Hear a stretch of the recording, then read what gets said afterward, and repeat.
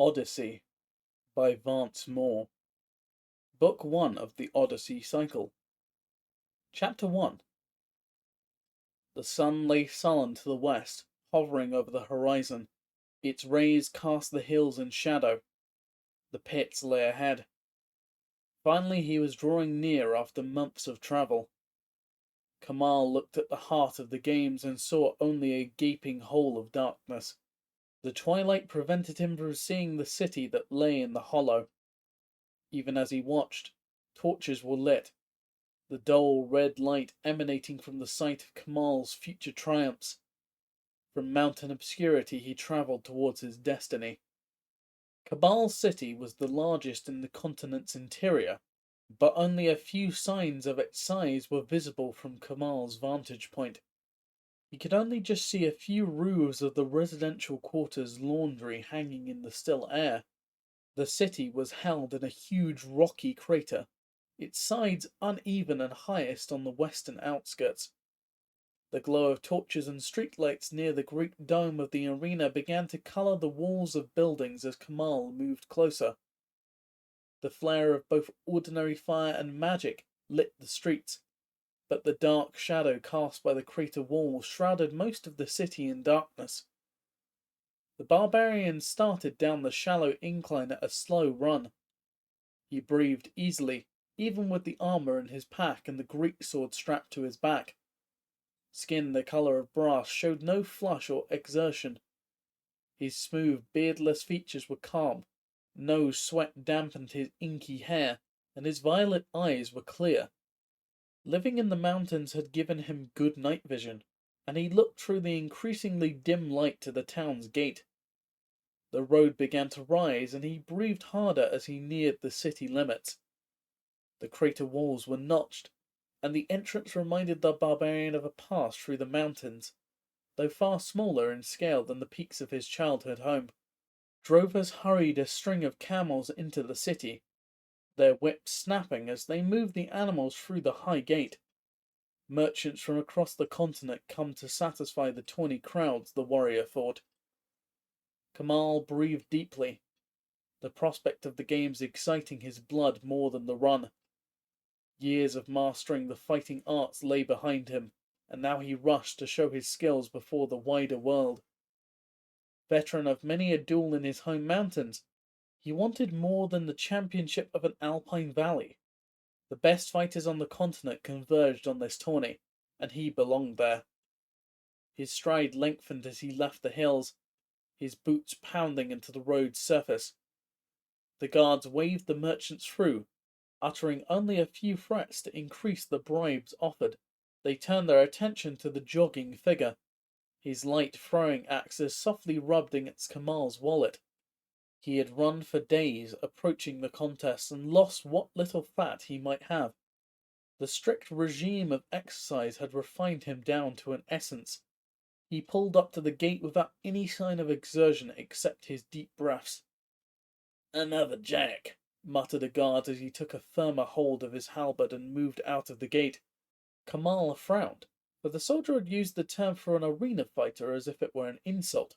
He was a champion, and the only obvious inferiority of the speaker prevented a demand for satisfaction. The man looked nervously at a stack of orders. The rest of the troops had withdrawn inside to the guardhouse. Two stout men at arms slowly lugged a crossbeam to brace the gate when it closed for the night. The road led directly into town, with only a portcullis to bar the way. The wall was only 12 feet high, and the guards served more to collect tolls than defend the city. "Why have you come to the pits of the Cabal?" intoned a guard, who drew away from the gate as if to duck behind the wall. "I have come into my own," Kamal said absently, looking into the city beyond. The guard was confused and unconsciously gave way as the massive barbarian came closer. The fighter drew his attention to the minor servant before him. "I will compete in the tourney. Where would I find the master of the games?" The guard blinked at the bald statement, but regarding the warrior seemed uncertain on how to respond. Shouting broke out on the road behind him, and he turned from the barbarian to a commotion. There were several wagons backed up to the causeway leading down to the pit. Kamal could see soldiers gathered up in a clump in front of the waiting vehicles. "As you can see, the road is backed up due to a wreck," the guard said, drawing a little confidence from the sight of his fellows so far away. "The elevator cable snapped and killed a mule." Kamal just strode forward, ignoring the guard's outstretched arm. "No profit from crazy men anyway," the soldier muttered, as he stepped away from the barbarian. The road's decline prevented horses hauling fully loaded wagons into the city. An elevator dropped cargo from the staging area just inside the guardhouse to the bottom of the depression. Once relieved of their loads, merchants could then safely take the horses down the slope. Traffic headed into the city rode the brakes all the way to the flat bottom, using the animals just to steer. The elevator had just broken, however, and the snapped cable had beheaded a mule, overturning a wagon and blocking the causeway. Kamal drew a dagger, holding its blade against his arm. He used the hilt to prod people out of the way, ignoring angry words. The decapitated beast lay tangled in its traces, its blood pouring down the steep roadway. Kamal gathered a whisper of power and wrapped it around the dagger's blade. He shoved aside the owner and the guardsman and skimmed his blade across the beast's side with a single stroke. Harness leather and chains parted in the air before the blade, singing as the tension released. Kamal shoved the corpse hard with his boot. The barbarian's physical power became plain to the angry guardsman. The donkey shot down the ramp, lubricated by its own blood. The animal hit the railing, wood coming apart in the spray of rotten timbers. The remains of the beast and the fence fell to the ground below with a heavy thud. Kamal withdrew power from the blade and continued down the road, walking along the bloodied skidway. "The Kamal masters bought that carcass," bellowed someone. Kamal's ears picked up the conversation even as he continued away. "Leave it alone," he heard someone else. "Jacks are all crazy. Just consider the meat tenderized." Fighters from throughout the continent moved in the streets. Kamal saw races of all descriptions: fairy, human, dwarf, centaur, and others he could not name. They came out to the pits to compete for their own glory and the prizes offered. Everywhere in the land the contests between warriors played out every day, but it was in the pits that Jacks of known metal found opponents worth the sweat of battle. Kamal came for worthy adversaries and to prove his mastery. Most of his opponents were there for more. The Cabal had opened up its vaults to supply prizes. Booty from centuries of collecting in 1,000 battlefields was available. Sages and historians were nearly as prevalent as fighters in the city. All converged there to see treasures drawn from the rock deep below the pits. With the fighters and the learned men, an influx of gamblers and enthusiasts filled the avenues. Moving among the throngs worked pickpockets, whores, and sellers of forbidden. The barbarians sauntered over the cobblestones, seeing unfamiliar sights. Tents stood with ragged and dirty men calling for custom. Though from the sparsely settled mountains, Kamal was perfectly civilized in his cynicism. False wonders filled the streets as the hopeful went from stall to stall, determined to find the lucky prize that surely must be hidden in all the chaff. Torches flared, and some burned brightly with magic, enhanced lights. Kamal took a second to feel the warmth of the energy with his mystic senses. Stretching forth his mind and spirit, he felt the beat of power and dissonance, as the contesting magics fractured against each other. It would only be the pits that called to him, and he hurried through the collected throngs to take his place. The crowd roared its approval as the two men moved into the arena. The masses calling encouragement, Kamal had bought entrance with a small nugget of gold from a mountain stream. He imagined the master of games would be in the arena, and the barbarian was determined to find him. The building was huge, seating thousands. The walls leaned inwards overhead, evoking the feeling of an underground cavern. Huge torches flared continuously behind reflectors, directing the magic light onto the floor of the stadium. Red and black sand covered the circular fighting arena. Inside the wide ring there were obstacles and a few obvious trapdoors. Despite himself, Kamal was impressed. For the first time he was in a building that made him feel closed in, even though it was several spear casts across. The two men on the sand moved together, and Kamal shook his head. The opponents were hesitant, and the barbarian wondered how any could find such a match interesting. A young man standing close by noticed Kamal's mild contempt and spoke. "Do not give up hope just yet, sir," he said, shuffling near. His clothing was dark and loose, and tailoring a richness of fabric suggesting a person of means, yet he was young and had no attendants. Kamal thought him likely to be a lord's servant, though he saw no obvious crest or standard to announce his affiliation. "My name is Chainer," the man said, moving closer. "The pair are partners against the Lieutenant Kitar, a champion from the Northern Order." "Kamal," the barbarian said, glancing briefly at the youth, and then to the stands. "Here to win the tourney. Where do I announce myself?" Chainer's eyebrows raised slightly at the boast, and he smiled. Kamal turned more of his attention to the young man. The youth still had a trace of innocence on his face, but already the fighter could see some of the hardness and cynicism that characterized city toughs. The boy's hair was in tight cornrows that grew down over his eyes. His only visible weapon was a large, ornamental dagger that he wore at his side. As Kamal considered him, Chainer's fingertips lightly brushed the hilt in an apparently unconscious gesture. "You'll want to speak to the Master of Games, then," Chainer said. He pointed across the enclosure to the box seats across the arena. "There's the Master now, talking to the Mir ambassador." The other side of the building held a host of individual boxes, most of which were empty now, with these being the early elimination rounds. Kamal could see separate floating pods hovering over the boxes, clustered around doors and narrow platforms high on the arena wall. "Those are only used by high officials and wealthy patrons of the games," Chainer said as he followed Kamal's eyes. "Usually the Master of the Games oversees from over there, but with so much work still to be done, he's holding court where messengers can easily be received and sent." At the mention of a court, Kamal turned his eyes down and looked at the official's box. There sat the arena's ruler, rotund and covered in drapes of expensive-looking cloth. However, it was his companions that fixed the barbarian's attention. Two figures stood out against the backdrop of aides, guards, and servants. Kamal's teeth clenched as he considered the Mir seated to the right of the Cabal official. The ambassador looked remarkably human.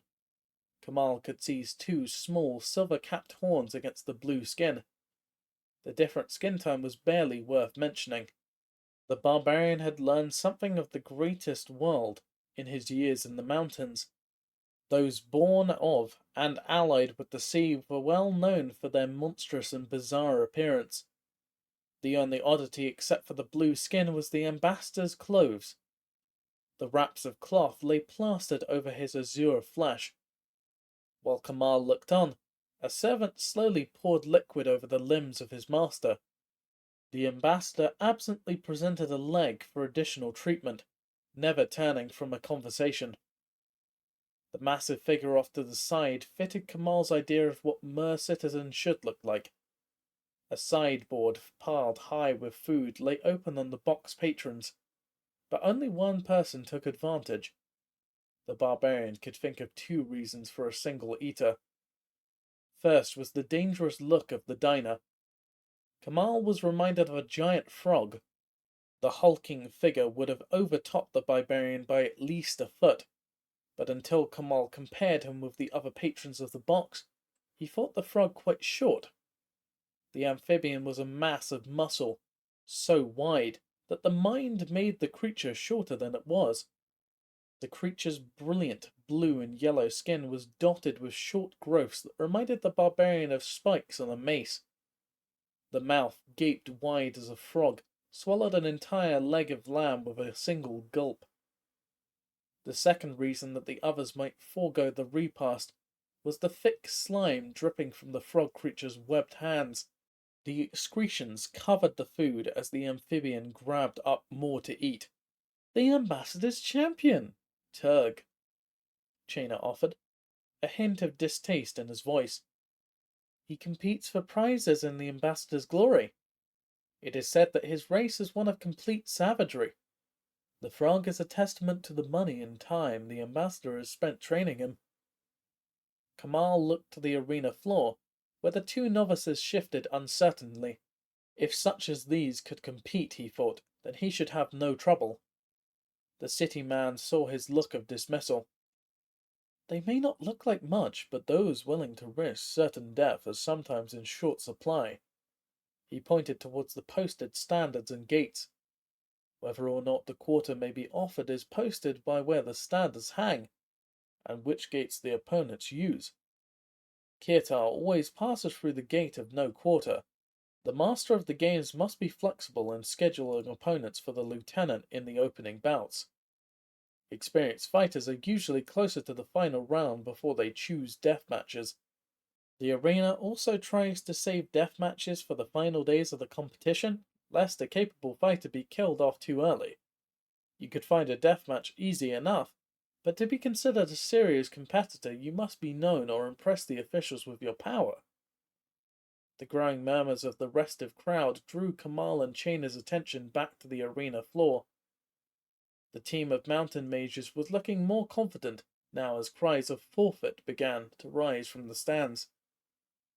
Their opponents still had not appeared, and Chaina snorted in disgust at the lack of a champion to oppose the pair. The chant stopped as a near-naked figure moved onto the field. "He shows his contempt for the games?" Chaina muttered as the catcalls rose from the stands. "Trust a member of the order to belittle the honor of a tourney." Kamal was no worshipper of pageantry, so Qatar's failure to obey the forms did not upset him. But the arrogance that the figure showed as he walked nonchalantly towards the opposing pair put his teeth on edge. An aspirant to the victory circle, Kamal ached to show Qatar that he could show respect for the other fighters if not the venue.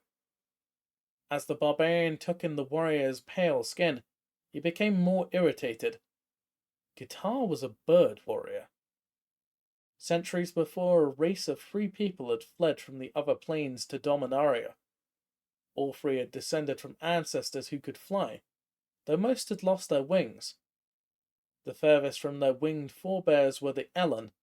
These giant humanoids stood 9 to 10 feet tall, with massive legs of near solid bone.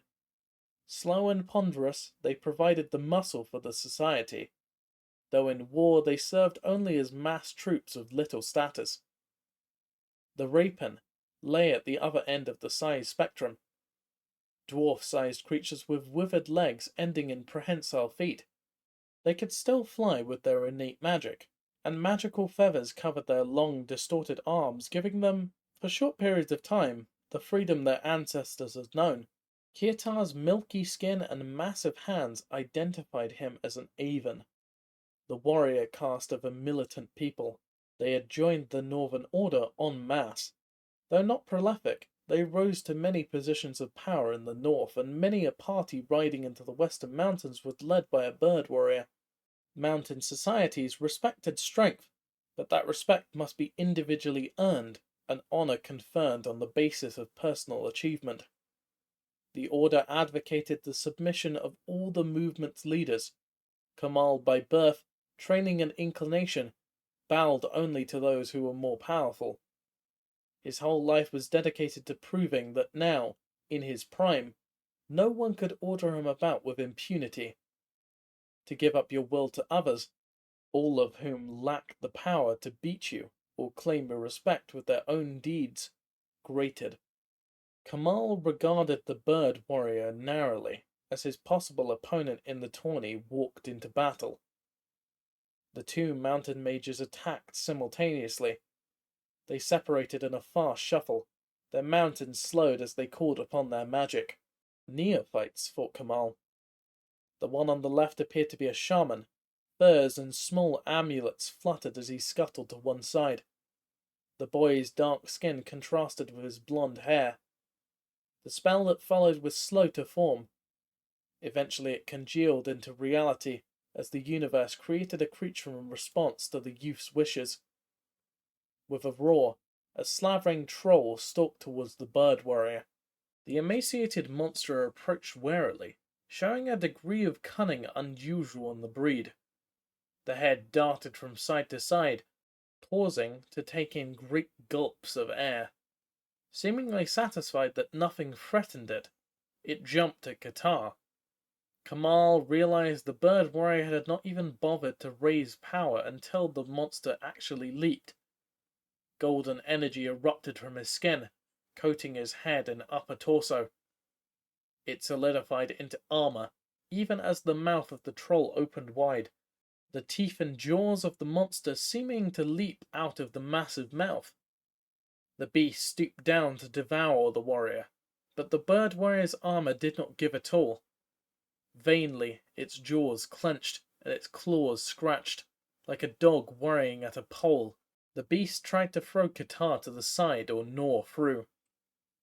Now the other young caster entered the fray, clad in piecemeal armor. He was shorter than his companion, as if he were his partner's negative. His dark hair contrasted with his pale skin. Spiral tattoos traced out magic sigils on his face and upper arms. He gripped at a warhammer with both hands, but he did not use it to assail the bird warrior. Rather, he directed his summoned minions, who entered existence at a run. Dwarf warriors charged Qatar and the troll. Pickaxes and hammers rose and then fell. Qatar rolled to the side, one blow driving through the armor that now encased the warrior's lower legs. The troll howled in delight at the fresh blood, and Kamal believed the Avon would pay the ultimate price for his arrogance. The bird warrior did not freeze. Instead, he reinforced the power of the magic encasing his limbs. Then the lieutenant struck with his bare hands. His huge fists were encased in energy, and Kamal could hear the troll's jaws being pulverized. Teeth sprayed across the ground, digging furrows as they buried themselves. The beast screamed with pain, striking out blindly and flailing upon a dwarf. The diminutive warrior's sturdy metal armor proved unequal to the troll's claws. Chunks of flesh and blood fell to the sand as the dwarf was eviscerated. The audience booed loudly as the shaman tried to redirect his beast. "The pair has lost the crowd," Chona said, shaking his head sadly. "For allied creatures to fall upon each other is an unforgivable amateur mistake." Kitar was on his feet, weaving from side to side as the rest of the dwarf troop tried to take advantage of his reduced mobility.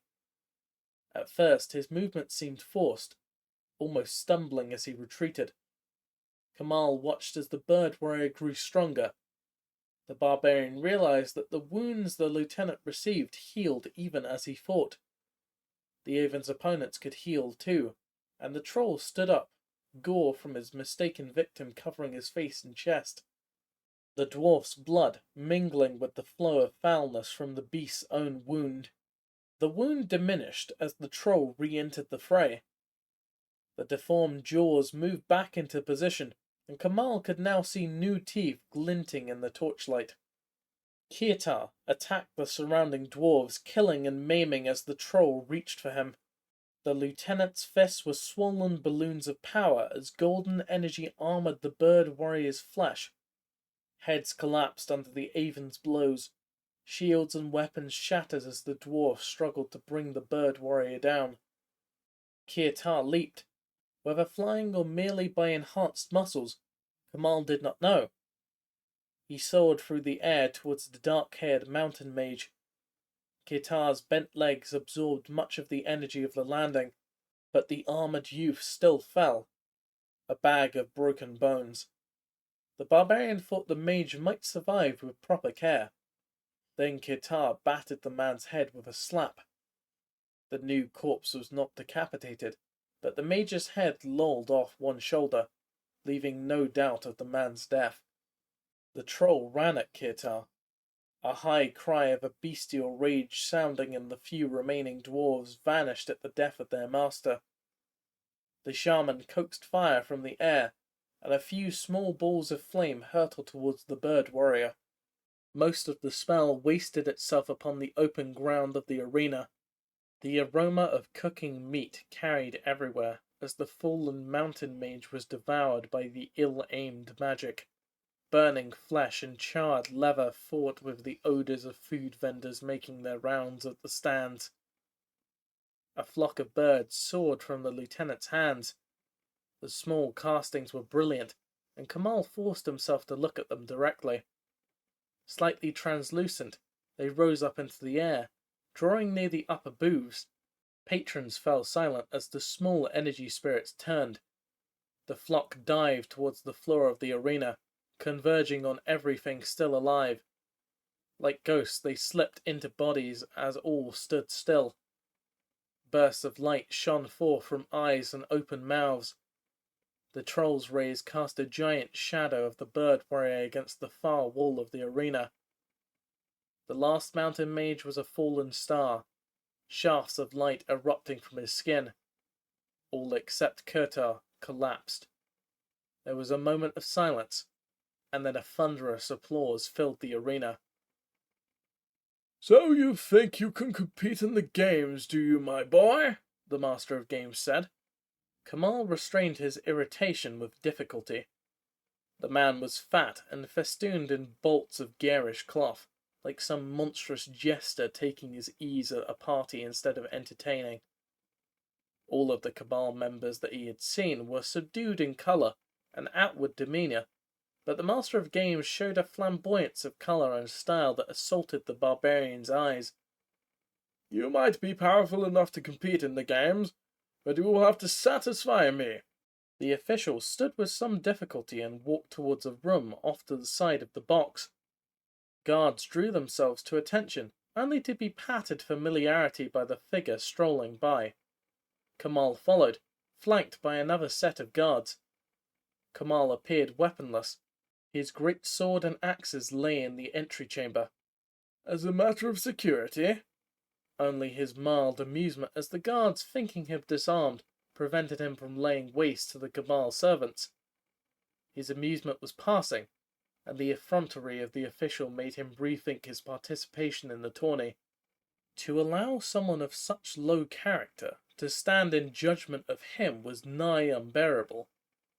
Kamal came for the glory of combat against equals. How equal could his opponents be if one such official controlled the entry into the games? Kamal became more and more convinced that he would withdraw beyond the city and challenge the winner of the tourney. That is, if the barbarian did not return to the distant mountains instead.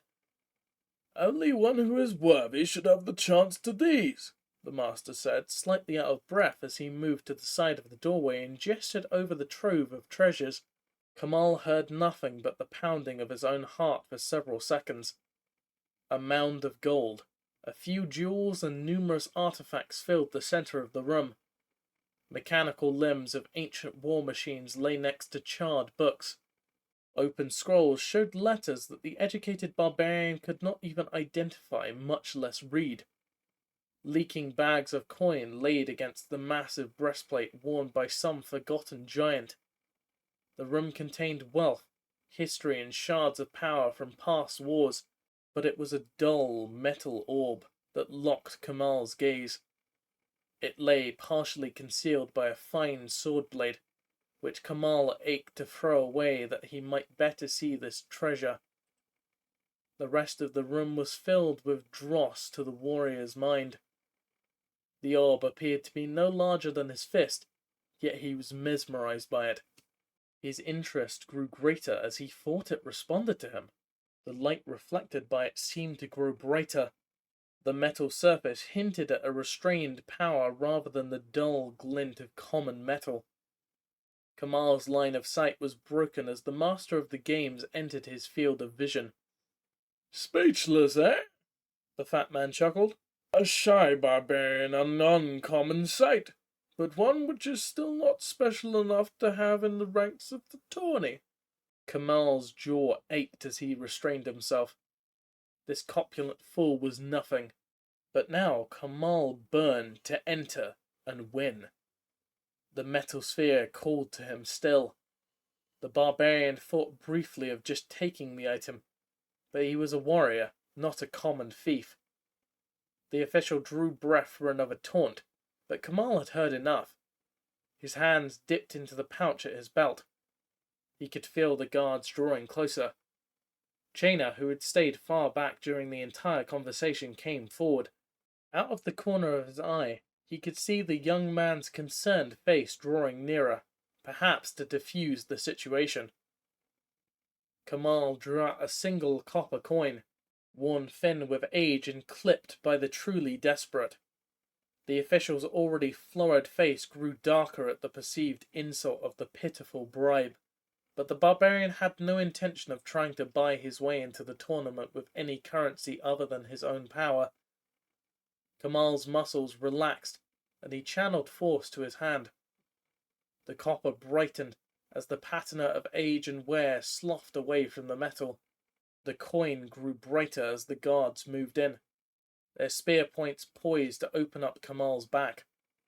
Like a tourist casting into a wishing well, the barbarian tossed the copper over his shoulder. The stone wall proved no barrier. Like a hot knife through butter, the red-hot coin melted its way through. Shouts of surprise sounded as it exited through the box wall as well. The sound of the cooling slug hitting the arena floor was lost in the confusion of the guards and the white face of the master of the games. Looking at the deflated official, the barbarian knew he would have no problem entering the tourney.